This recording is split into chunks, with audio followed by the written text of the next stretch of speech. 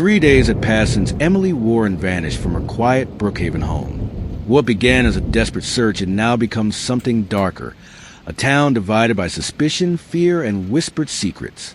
The police tape still fluttered in the October wind around the Warren house, though there was little left to investigate. Blood had been found in the basement, enough to suggest harm but not enough to prove death. And Jason, Emily's boyfriend, had become the center of everything. He had been released on bail that morning. No charges yet, just person of interest. But when he stepped outside the police station, cameras flashed and voices shouted accusations. His face was pale, hollow, sleepless. Reporters wanted answers. The town wanted justice. Jason said nothing. Inside their small home, Emily's parents were breaking. Her mother clutched the last shirt Emily wore, whispering prayers to a daughter she refused to believe was gone. Her father sat by the phone, staring at it as if he could will it to ring. But then that night, it did. At exactly 11:47 p.m., the Warrens' landline rang. The sound sliced through the silence like a scream. Her father answered, voice shaking. "Hello." For a moment, there was nothing but static, then a faint breath. A woman's voice. "Dad." He froze. It was soft, trembling, almost broken, but it sounded like Emily. "Emily? Emily, is that you?" The line crackled. "Do not trust them." Then the call went dead. He tried redialing. Nothing. The number was blocked. When police traced it, the signal bounced through multiple towers. Impossible to locate. But the call log was real. Someone had called from an unregistered prepaid phone just miles outside of Brookhaven. Detectives were torn. Could be a cruel prank, or was Emily alive? The next morning, the story exploded online. The headline read, "Missing woman calls home. Case takes shocking turn." Jason saw it on his phone before the police arrived to question him again. His hand shook.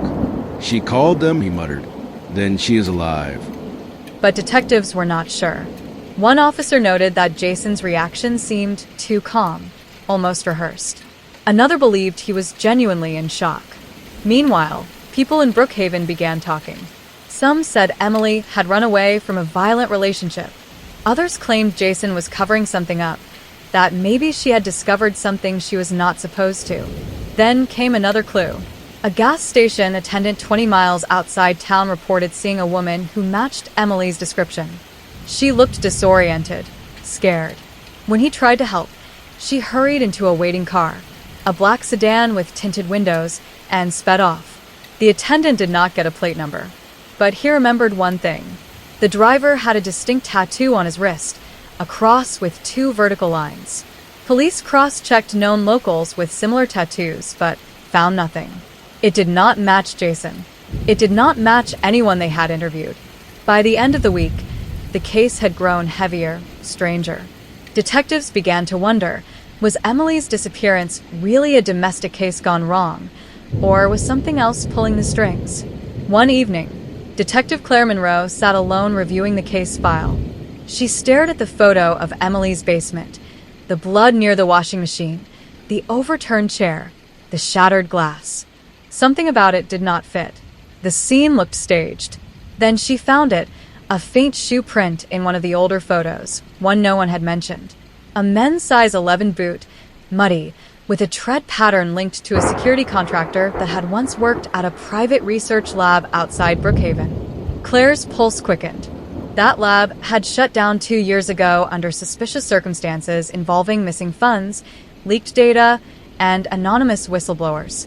And Emily Warren, according to her online records, had briefly worked there as a data assistant. Now the questions grew louder than ever. Was Emily's disappearance personal, or was it something bigger? Had Jason really hurt her, or was he just another pawn in a deeper game? And most chilling of all, if Emily was still alive, who was she running from, and why did she not want her family to trust them? As the sun set over Brookhaven, the town held its breath again, torn between fear and hope. And for those listening to this story now, if you were Emily and you made that one phone call home, who would you warn your family not to trust? Do you believe she is still alive, or is someone using her voice to hide the truth?